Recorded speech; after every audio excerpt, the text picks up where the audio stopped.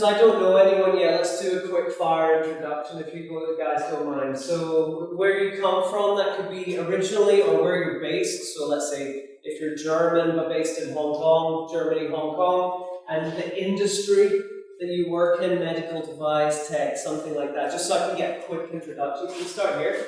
Hi, I'm Milind from Cuban.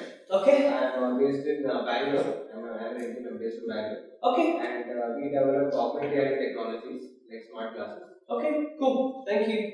Hi, I'm Ria. We're from the same company and I'm from India. Okay, cool. Over here? Hi, we moved from Thailand, based in Thailand, US. Medical device. Medical device, okay, fantastic. Hi, my name is Vatsal. I'm from Peppermint. We create cleaning robots for industrial purposes. Got it. Cool. Thank you very much. Sunil Mehta from Good Tech. Okay. I'm from India. And we are into lithium-ion battery cell technology. Okay, fantastic. Thank you. Hi. Yeah, I'm talking. I'm based here in Taipei, but our company is based in Tokyo, Japan. Right. And we're a new drug discovery company. Oh, interesting. Very interesting. I'm Anand from Shira. Okay. And we are based out of India and we make medical and surgical equipment. Okay, fantastic. Hi. Hi, I'm Jacob from Lithuania and we're working in renewable energy. Renewable energy, fantastic. Hi. I'm Anton. I'm originally from Russia, based in Germany, and our company is in sustainability tech. Okay. Okay, very cool. Right.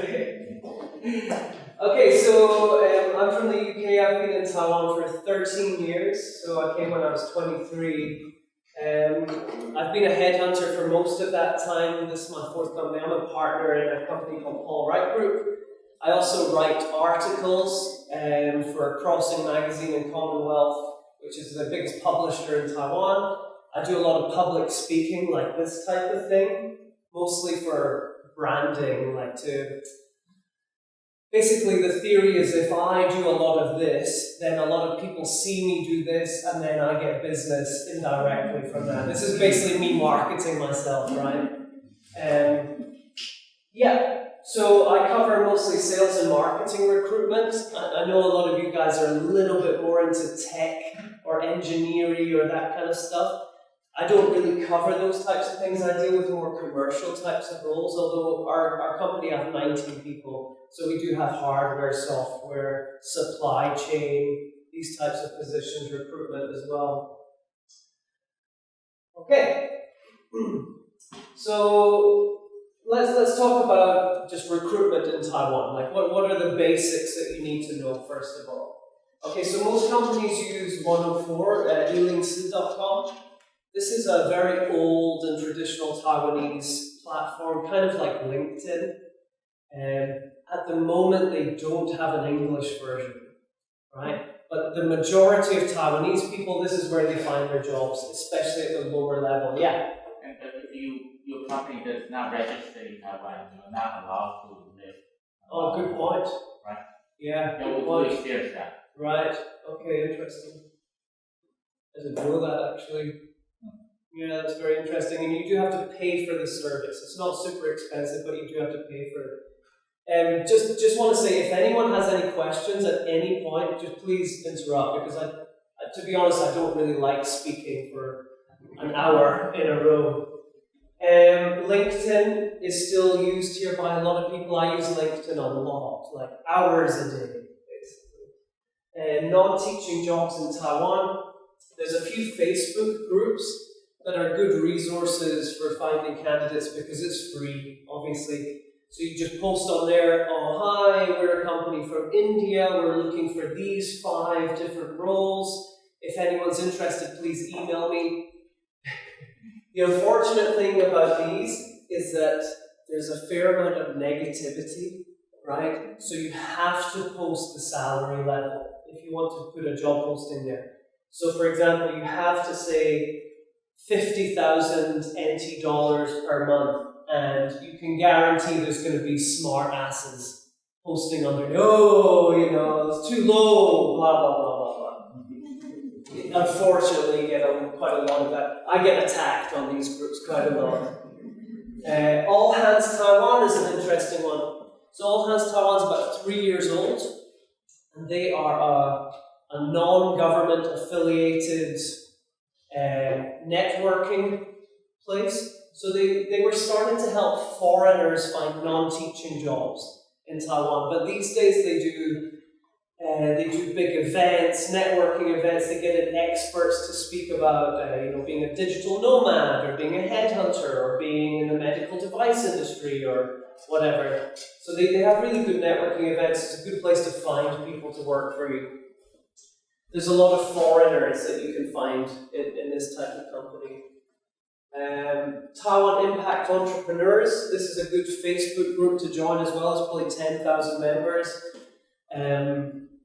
Lots of people who are in Taiwan but doing interesting things. They have their own company. They're interested in, they work for smaller companies. It's a good group. Also, this one, it tends to be a lot less negative. Like Paolo posts in here. Paolo, who you spoke to yesterday, he posts in here a lot, and it tends to be much warmer. It's much more positive, much more supportive.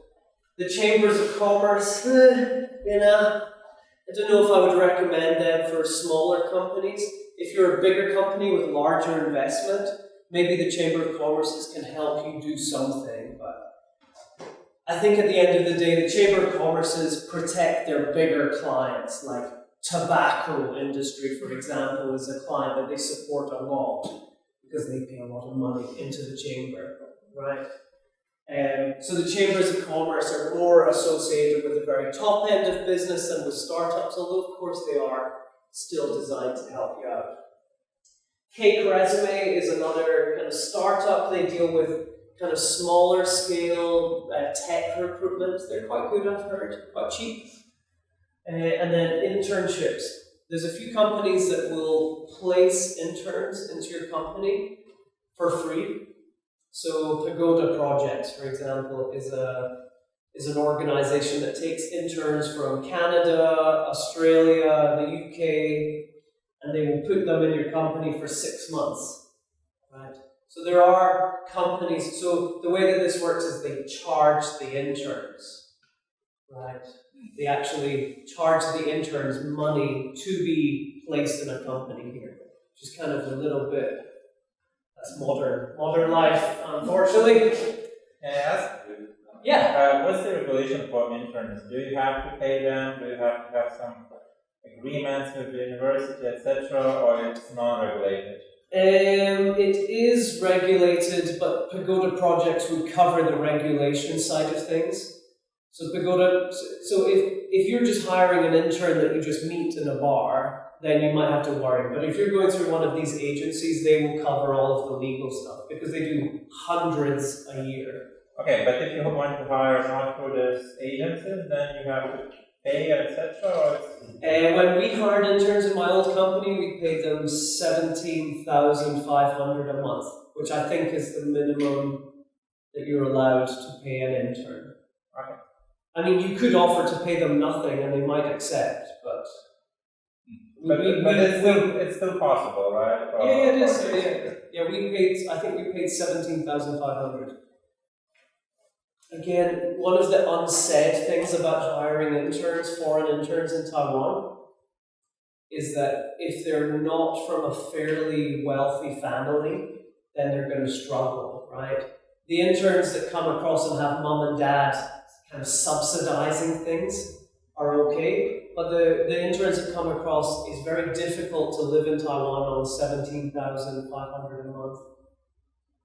We had a problem with a previous intern because he worked for 3 months and then he got really upset that he was making such a low amount of money and it created problems. And so you need to have a think about that if you're going to go that path. Okay, the most obvious way to recruit is using LinkedIn yourself, right? Because it's free. So advantages of paying. There's different types of premium LinkedIn service that you can buy. There's what's called a recruiter account. But a recruiter account is, I think it's like $10,000 to $30,000 US a year. So it's really expensive. It's like $1 million NT. In my company, we have one that we share. So that shows you, and we're a professional recruitment firm. Yeah. I pay $500 a month for the personal private account, so 500 US, and that allows you to message 45 people a month via InMail. Do you know what InMail is? It means you can message someone who isn't your connection, and it also means you can do unlimited searches, which for me is really useful because if you don't pay and you search, let's say, 20 times in a month, it will cut you off, so you can no longer search that month. So the 500 US might be worth it if you're searching yourself. How to make the most of the search functions. So this is called the Boolean search. So let's say if you are pharmaceutical industry and you're looking for R&D, you can search pharmaceutical and capital letters R&D. And it will give you the search results that contain both of those things, right? Or let's say if you're searching for a hardware engineer, but not electrical, you can search hardware engineer in inverted commas, not N-O-T capital, not electrical engineer. And it will give you all the searches that are not electrical engineers, right? Because, for example, if you're searching for a product manager, most of the product managers here are in hardware and gaming, and maybe that's got no relevance to you at all. Or a lot of product managers are from pharmaceutical. So there's ways of filtering out.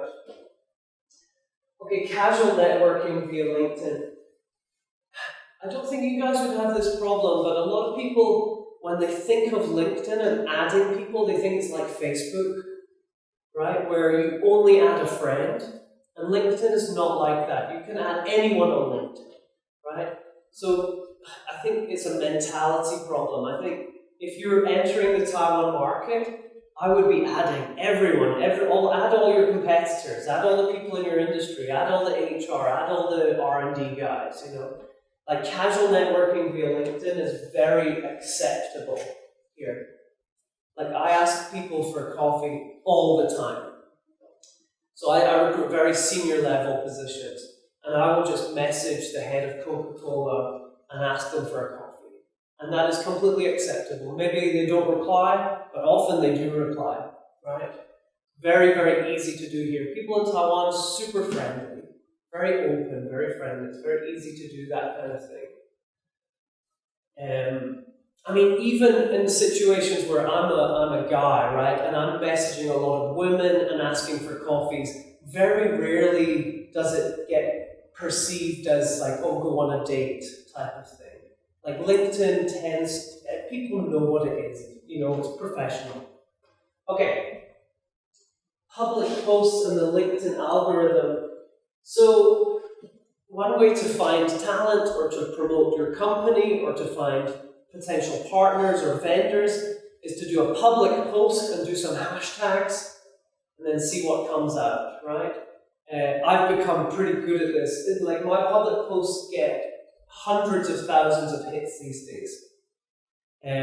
So because of that, if I post something that says, hi, I'm recruiting an e-commerce head, 2 sales directors, a marketing manager, and a product manager, I will get hundreds of thousands of interactions with that post.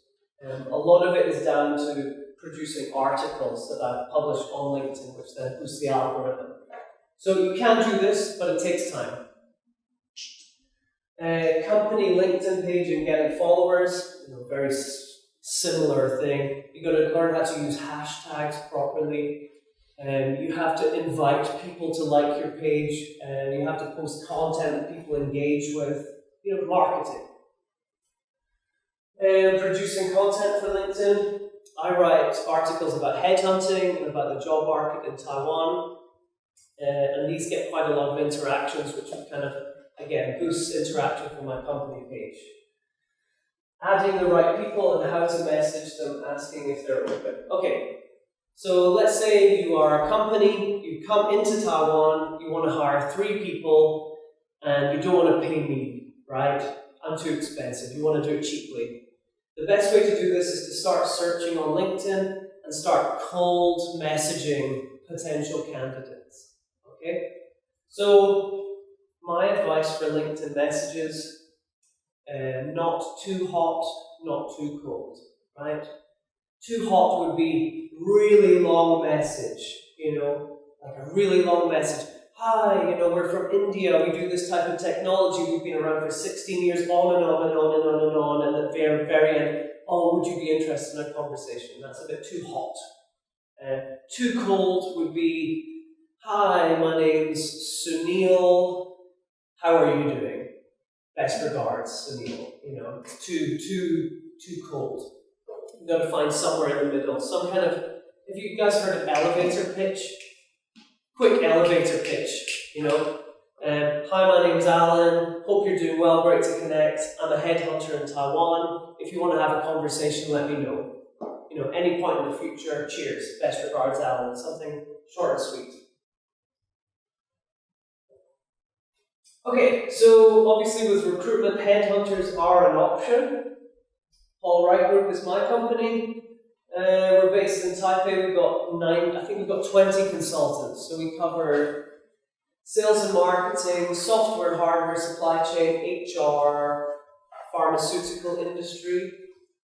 We've got 3 people that do compliance and lawyers. We've got people who do finance, CFO type stuff. So we tend to cover most things, but mostly senior level, right? Okay, so when you engage with a headhunting company, they're going to send you a contract. Most contracts are very similar here. I can tell you what to expect.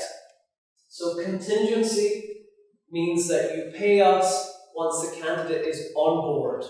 You don't pay any money before that. So we can send you 100 candidates. If you don't hire them, you don't pay anything, right? Retained search is when, usually for a very senior general manager. Let's say your company's entering Taiwan, you want to find a Taiwanese guy or girl to be the Taiwan general manager. Maybe you can pay retained there. It's where you pay a third of the cost at the start, then a third once you've received candidates, and then a third at the end. So retained is obviously a much bigger risk for you. It's quite uncommon here. Like a company like Coca-Cola might pay a retained search to find a really senior position. Like I did a retained search with Coca-Cola to replace a sales and marketing director. But to be honest with you, it was really difficult, and there was a lot of pressure on me because I had to produce reports about who I had approached and why they rejected and how much money they cost. So, service fee, how much do headhunters cost? So the average in Taiwan is probably 25% of annual salary, right? So if you are paying somebody 1 million NT, which is about 33,000 US dollars a year, then we're going to charge you 250,000 NT, which is 10,000 US. Is that right? About 10,000 US, yeah, a little bit less. And we charge 25%. So if you're paying 4 million, we're charging 1 million. We're charging 30,000 US dollars. The service fee is generally about the same, right? 23%, 22% you can maybe negotiate down. Like for example, if you came to me and you said, can you do a lower rate? I would say no, right? Because I don't need to negotiate. I have tons of clients. I have no interest in negotiating down. It doesn't matter who you are. Guarantee period and replacement conditions. Some clients feel this is a bit unfair, but we will guarantee people stay for 3 months, right? If it's a really senior role, sometimes 6 months. But we will never guarantee they stay for 1 year, for example. So if you pay us a lot of money, and then the person leaves after 3.5 months, you're kind of screwed. It was a massive waste of money. It was not good. Really bad. Really bad for us, really bad for you. Total waste of money.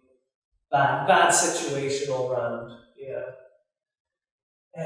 Replacement conditions. Basically, if the person leaves within 3 months, we will replace them for free. But again, this is a fail. this is a fail for you and a fail for us. It's really not good. Okay, so if you are interested in using headhunters, how do you find a recruitment company? Okay, my advice, if I was the client, I would always say find the consultant. The company doesn't matter. You could, like the biggest companies in Taiwan, probably People Search, Robert Walters, my old company, Michael Page, LRS, HRNet One. These are the biggest companies in the market, but the company brand doesn't guarantee you like any kind of expertise. Like my company, Paul Wright, is smaller than People Search, but we have much more experienced consultants. I would always choose the consultant as opposed to the brand of the company. Also specialization. So it's a good idea to find consultants who know your industry, right? If you're in pharmaceutical industry, find somebody in pharma. If you're in, smart products, find somebody who specializes in them, and you can ask them what companies they've worked with before, right?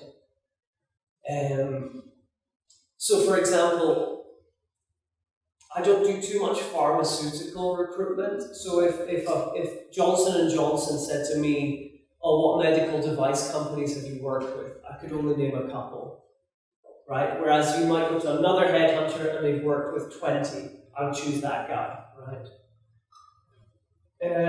Pros and cons of using recruiters. So, the advantage of using somebody like me is we have much better candidate pool.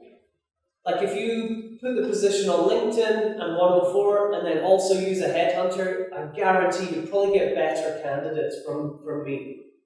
You get more suitable candidates, right? And also we can give you advice about why are people rejecting the job, how much money you need to pay, how do you base the salary, all of these types of market information, feedback you can get from us. We tend to know the market very well, so we're quite good for gossip and market surveys and stuff. It's very easy to get information from us. And then the disadvantage is that we're quite expensive and no guarantee either, right? Which is an unfortunate reality.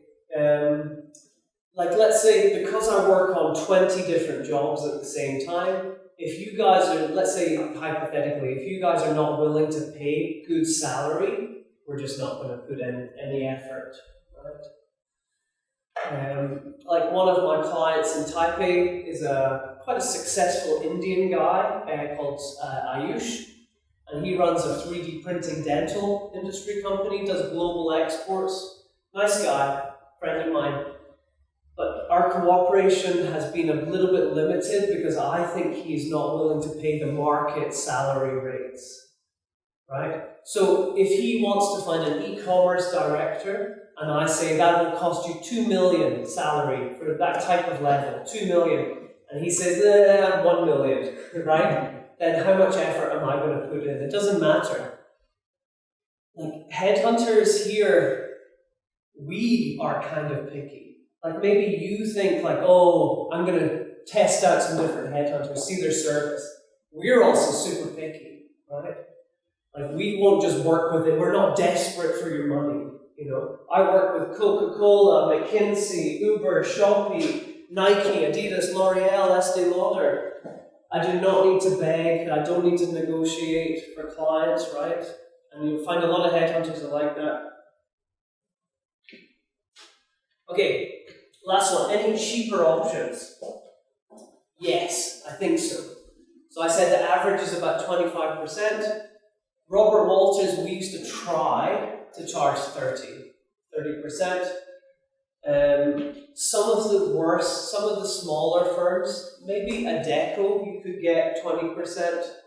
Maybe some of the firms, the smaller boutiques, you could maybe get them down to 20%, 18% at a real push. But if you get them down to 18%, you're probably going to have someone really young. A lot of headhunters are like 26-year-old girls in Taiwan. That's the major demographic. Yeah.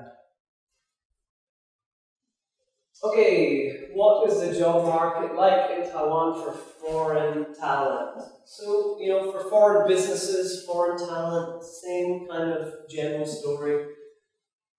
Okay, so Taiwan was never really colonized for very long. Like, it was colonized by Japan for 45 years.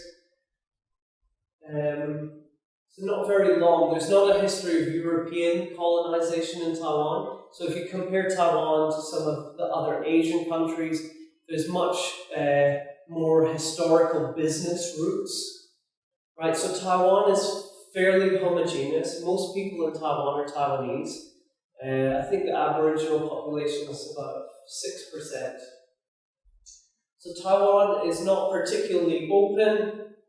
It doesn't have a history of a lot of foreigners working in business, like compared to Singapore or Hong Kong or Bangkok or Shanghai or Tokyo. There's foreigners at every level of business. In Taiwan, not really.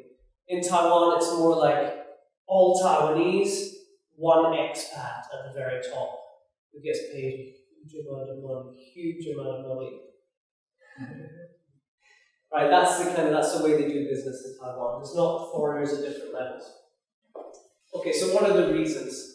Lack of experience in the local market, sure, maybe. Culture fit, this is a big one, and it's something you all need to think about. If you can't adapt to Taiwan culture with your partners, with your employees, with anything, then you're not going to succeed here. As simple as that, right? Like, let's say you employ somebody, Taiwanese person, and you don't understand how to manage them, they're going to quit. I guarantee you.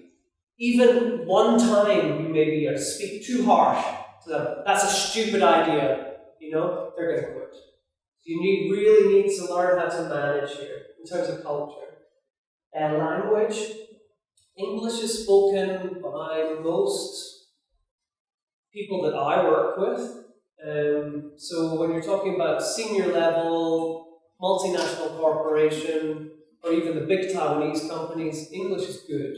English is good level. But I would always recommend having a little bit of Chinese, right? Having a little bit of Chinese will help you to kind of adapt in a bit, manage better. Salary, so Taiwanese people think foreigners are more expensive. Visa situation, Taiwan, it's not too hard to get a working visa, especially compared to places like China or Singapore. So maybe that's not a great excuse, but it is, it is something to consider. Taiwanese companies hiring foreigners is much more common than foreign companies hiring foreigners. So a lot of people think, oh, if I'm from France, then maybe I can get a job in a French company. But actually, a lot of the foreign companies here are very, very localized. They only want to hire Taiwanese people because they only focus on Taiwan market. It's the Taiwanese companies selling globally that they're the ones who hire foreigners. And then I said that. Okay, let's talk a little bit about Taiwanese working culture. So, number one, directness of communication. So, you guys are all from different places, right? Where the types of communication are probably very different according to where you're from. In Taiwan, it's quite conflict averse. Communication is not very direct. It's very uncommon to see direct criticism or confrontation, fights, debates, arguments, very rare. People don't like to do it. Actually, it's much more common in Taiwan for only the boss to speak, right? So you have a meeting and there's one person talking, which drives me crazy. I cannot handle that. So you have the boss and then 20 people, all managers, directors, and only one person is speaking. That's much more common. Let's say one of my clients, L'Oreal. In L'Oreal, it's very common to see people fighting in a meeting. Fighting, like they will argue about anything, right? That is their culture, the French cosmetics culture. In Taiwan, very rare. So, how do you communicate if you cannot be too direct, right? You have to work that out. You have to be softer. Okay, this goes for if you're working with a partner and they deliver the product late or there's quality issues. If you are really angry with them, you're going to get yourself in trouble. You're going to lose the relationship, right? You have to manage those things well. Same with subordinates, right? Let's say you hire 3 Taiwanese people. They're all 26 years old, 27, 28 years old. They're young talent. If you want to keep them in your company, you have to manage them properly, which means don't be too harsh, don't be too soft, figure out what they want. A lot of people in Taiwan, especially the younger generation, they're not really money driven. They want things like success and achievement and feeling of purpose and promotion and right. So you can't just say, "Oh, well, I'm paying you, so do the work." Right? It's not gonna cut it. Taiwanese. Okay, one of the issues with Taiwan is that there's a lot of old money. Taiwan made a lot of money in the 70s and 80s, so there's a lot of family money here, right? Which means the younger generation, they don't need to work to eat, right? So if you're paying them 60,000, they don't care. They could go work in Starbucks for half and they'd be happier, right? They're not money driven. You can't hold the carrot of money in front of them. It won't work, right? So you have to manage them from a culturally sensitive way. Disagreements in the office and meetings. So if you're with your company, 6 people around a table, most of the conflicts are done not then, but one-on-one outside the meeting, right? Try and keep conflict away from the general office. Especially, oh my God, some foreigners come here and they're in front of everyone and they disagree with the boss in front of everyone. Oh, bad move. Giving feedback, constructive. So constructive, what I learned to do was to speak quite softly and to try and frame, let's say I disagreed with someone, I would frame it like, oh, well, maybe we could think about, very soft, or maybe we could, oh, that's a good idea, but, try and play that kind of game. Micromanagement. Some young Taiwanese people want to be told what to do. I think, especially for entrepreneurs, you might be quite frustrated with the younger Taiwanese. Because a lot of them, you would like, oh, I want them to come in and just figure it out, like help me out, like do your job, But some of them want to be told everything that they are doing, right? So you need to hopefully hire somebody who's not like that. How to succeed in the Taiwan market? Who knows?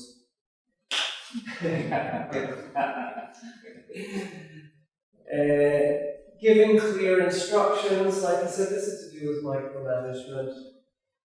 How much do you hover over an employee and watch everything they do? How much do you sit back and let them do their own thing? Where is the middle ground? It's different for different personalities. I'm sure you guys can work it out. Common mistakes. This is things like being too harsh to employees, shouting at employees, being too emotional, being too angry.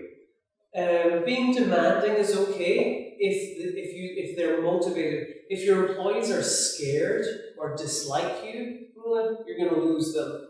But if they like you and they're involved with the mission, then you can push them. You can definitely push them. But if you push them too hard, they're out, right?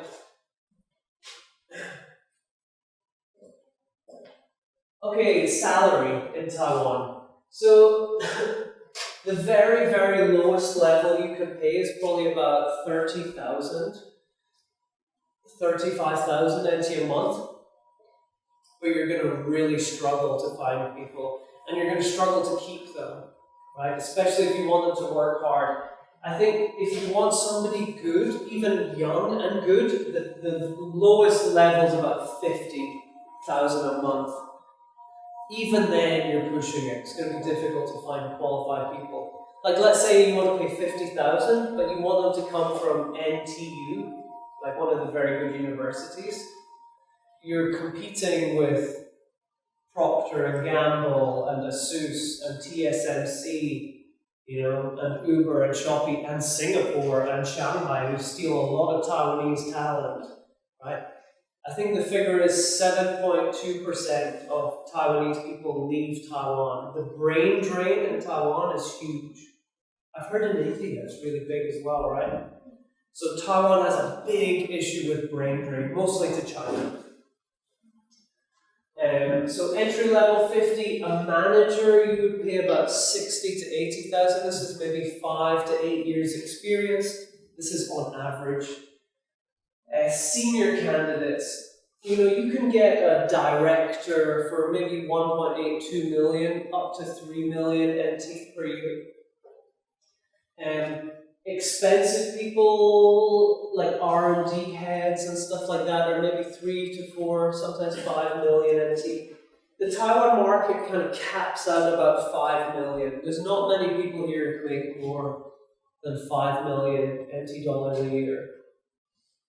So it's an annual salary, no? Like entry level and manager is the monthly ones, and the senior we have the annual, right? That's right. So I'll talk about this in a second, but Taiwan, let's just go to here just to answer your question a bit clearer. Taiwan's salary is broken down differently. The guarantee is 13 months. Does anyone know when that 13th month is paid? Anyone know? Taiwanese guy does? February, right? Chinese New Year bonus. So in Taiwan, your base salary is 13, not 12, right? Almost every single company in the market does this. I have a client from Sweden who used to just pay 12 months, and his employees were mad. Even though he was paying them more money, he had to change. So you have to pay 13 months with that Chinese New Year extra month. And then the variable bonus is also very common here. It's usually about 1 to 3 months. So your total package is divided into 15 months per year. Some industries are different, like software industry does 50-50 base bonus, but they pay very high. So 2 million base salary, 2 million bonus. The average is probably 80% base, 20% bonus. If you want to come and hire people in Taiwan, follow this model. It's not going to help you to be like, oh no, that's not my culture. We're just 12 months, no bonus. It's not going to work. I have a South Korean client in Taiwan who just pays 12 months. And they refuse to change, and they are really struggling to hire people. I think they've had 5 jobs open for ages. And I'm saying to the general manager, who's Korean, why are you doing this? Oh, Korean, we're Korean, this is how we do it. So, well, then your jobs are just going to continue being open. So, sorry, to get back to your question, this is monthly, this is total. I think once you get to a certain level, usually we as headhunters, we talk about total. Because every variable is different, right? Okay, how to negotiate salary in Taiwan. It's better to be direct. The way that we do it is we will ask them their previous salary, and then we add. So in America, it's very fashionable. It's very fashionable to be like, oh no, I can't tell you my previous salary. It's a secret, Just offer me what you think I'm worth. Right? In Taiwan, that's not the game we play. In Asia, in the Asian markets that I know, this is the game. You tell us your previous, and then we add 10%, 15%, 20%. So if somebody applies to your company and you're interviewing them, don't ask them right away, but ask them at the end of the interview, what's your current salary? what's your base at the moment? What's your bonus? Don't be afraid to ask them that. First interview, so you're not wasting their time. What's your expectation? Most candidates' expectation should be about 15% to 20%. If they want more than that, you're going to have to push them down a little bit. Some younger candidates want big increases. Maybe they make 50 and they want 90. It's like, that's unreasonable. That's not market rate. If you interview a candidate 3 times and you don't talk about salary, you're making things really awkward for yourself, because you're going to come to a point where maybe they want 4 million and your budget's 1. It's like, that just makes you look stupid, right? So, how to negotiate salary? You've got to ask them. The way that Taiwanese companies do it is you have an applicant, you set up an interview, then you send them an application form, right? And on that application form, you're asking them how much their current salary is. In some of the worst examples of Taiwanese companies, they still ask really things like, what was your parents' jobs? Which is really like, it's like asking a woman if she's planning to have a baby. Oh, are you married? What's your, how much do you weigh? Like that kind of really old school stuff. But sending them an application form is a very easy way to find out how much money they're making now, and then you can ask them how much money they want. Do they tell you, or do they sometimes make up a number? That's a really good point, right? So in Taiwan, we do salary proofing at the end of the process. So they're asked to provide evidence of their salary. So that could be tax forms, bank documents, their offer letter, and that can sometimes create problems. Yeah, that's a good question. Okay, one thing in general about Taiwan is that people are not very sneaky here, right? Nobody's trying to steal your money. People don't lie very often here. You might get in a situation with a vendor where you have a meeting and they agree yes, and then afterwards you find out they don't really agree. That's about non-confrontation. That's not about sneakiness. Like con artists here, very uncommon. Very uncommon. I mean, I've been in the market here for so many years, and I've got hardly any really horror stories. I've got hardly any. I mean, last week, one of my clients is trying to sign my candidate, and at the very end, she wanted to renegotiate our contract. And she's from Hong Kong, right? It's not a Taiwanese person. A Taiwanese person very rarely would pull that shit, Equity. Okay, so if you're a smaller business and you want to offer equity in the company, maybe that can entice somebody. It's not very common. Maybe for startups more so, but it's not very common offering equity in the company. The only clients I have who offer equity are Uber, Amazon, Apple. I think that's it. Like the huge American companies. The startups I work with rarely do. Allowances, FAPIA, these are kind of tied together. So a FAPIA means a receipt. I think I have it in my pocket. So let's say if somebody works for you and they have to travel to Hsinchu from Taipei, they will buy a ticket for the high-speed rail, and then they will give you the ticket, and that's the FAPIA system. It's to do with tax. So they will give you their lunch receipt, and then you will give them the money that they spent on it, right? So allowances are usually for travel or food or cell phone, these types of things. Good employees will expect it. Allowance is usually quite low, and it's usually only, so you don't just give them money for food. You give them money to, when they give you the receipt, to replace the money they spent. Annual leave. Okay, what would you guys guess? What's the average annual leave in Taiwan. In 1 year, how many paid holidays do you think we get? Month? Yeah, per year. 1 month? 1 month. Like, Jesus, mate, you're way off. Way off. One month is Three weeks. Chinese New Year. Chinese New Year. Yeah, we get Chinese New Year, but I'm talking about days that you can like choose. How many do you think? What's the average? 2 weeks. 2 weeks? 3 weeks. Yeah, it's probably about 8 days. That's it. That's terrible, right? wow. And some of the worst companies here, they will follow government requirements, which is the bare minimums. That means in your first year you get 3 days. Yeah. Okay, so the good companies here will offer about 3 weeks, about 20 days, 21 days. 15 days is also okay, that's okay. But then it gets really low. Does it motivate people to come to work for you if you offer a good... For sure.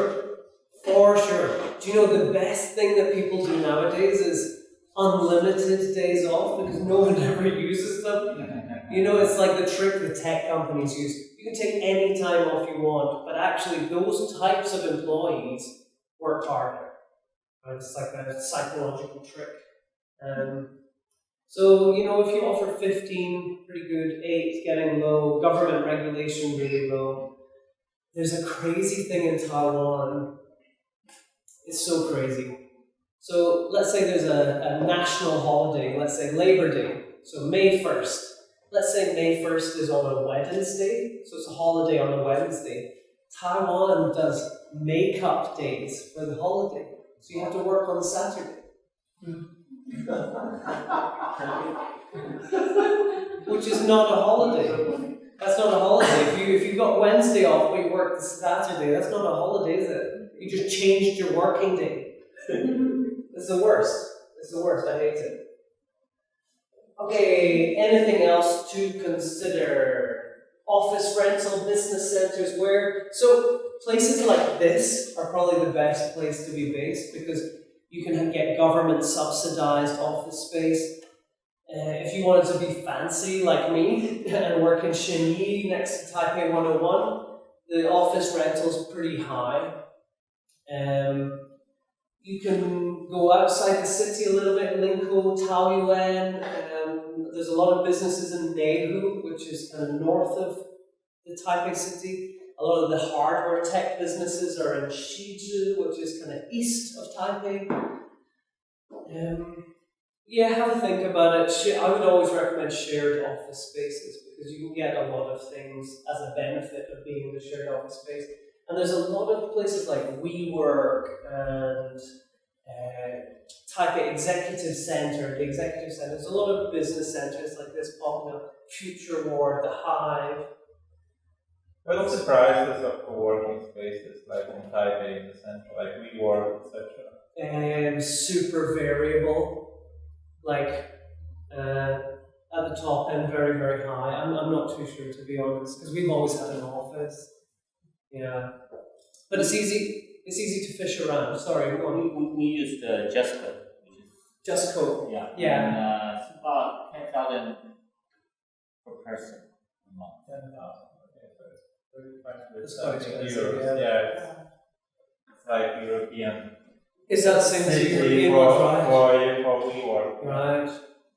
Probably London WeWork. But Justco is really nice. You can get cheaper options for sure. And all of these co-working spaces, they'll give you free tours and they'll tell you that it's very easy to get price listings from these places. Like I said, if you can go for the government incubators, like there's a few in Taipei, there's this one here in Linkou, you can get subsidized or just get it for free. Corruption, bribery, legality. So, we're not going to go into detail of all of the countries that you operate or where you're from, but I'm sure all of the countries you're from have different levels of corruption. Maybe you need to pay under the table to get a product, or maybe you need to bribe someone here and there. In Taiwan, not really. You should never ever attempt it. Like, don't ever think you can fix a problem here by paying money under the table. It's a really, really bad idea. People will be shocked and probably very upset if you do that. Like, don't do it. Like, let's say you're driving your scooter and the police stop you. You should never ever offer them money. That is just not what we do here, right? Taiwan, the corruption and bribery levels are very, very low. People tend to be rule followers here. Like I don't know how much you've travelled around, but people all wear masks. There's very, very, very few people who will say, no, I'm not doing it, my personal choice. Very rare. It's not like America or the UK or swimming pools. Swimming pools, you have to wear a hat, right? Everyone does it, right? If you go to the beach, you have to swim in this one little area where they allow you to swim. If you swim outside, no, whistle, it's dangerous. People follow the rules here, right? So it's not, you can't figure out ways around your problems by paying. It's not really what we do. And the labor laws, so if you set up a company here, you have to be quite careful about following the labor laws, because if you get reported, you can get really big fines, right? So I'll give you a small example. In Taiwan, you have to do clock in, clock out, right? And that's trying to force companies not to demand too much overtime. And if you don't do clock in, clock out, and then an employer reports you, I think the fine is 300,000 NT to 3 million NT. That's quite high. This one is really significant to us because I've actually been fined for this before. One of my employees posted a job and said, prefer 35 to 42 years old. That's what she said in the public posting, and we got fined 350,000 NT by the government because that's age discrimination, right? So you can't specify what age you want, you cannot specify female, male, you cannot specify even language. You can't say need native English or native Mandarin because that's seen as racist. So you have to say high fluency in English, for example. So be careful about that. Okay, this is another general Taiwan thing, but Taiwan is a response type of policing, right? Like, you won't find a policeman on the street who will stop you and check your pockets. Never, right? But if you're making a lot of noise and you're drinking in the park, maybe someone will call the police and they will respond. Like, Taiwan is a response policing culture. So, in terms of this stuff, the clock-in, labor law, the illegal job postings, you will only get in trouble if you piss someone off and they report you, right? That's when you'll get in trouble. So let's say you have an employee, you have a fight with them, they leave, you watch yourself. Because it's very easy for them to do a kind of, we'll see what happens to you, very easy for them to do that. TACC Plus.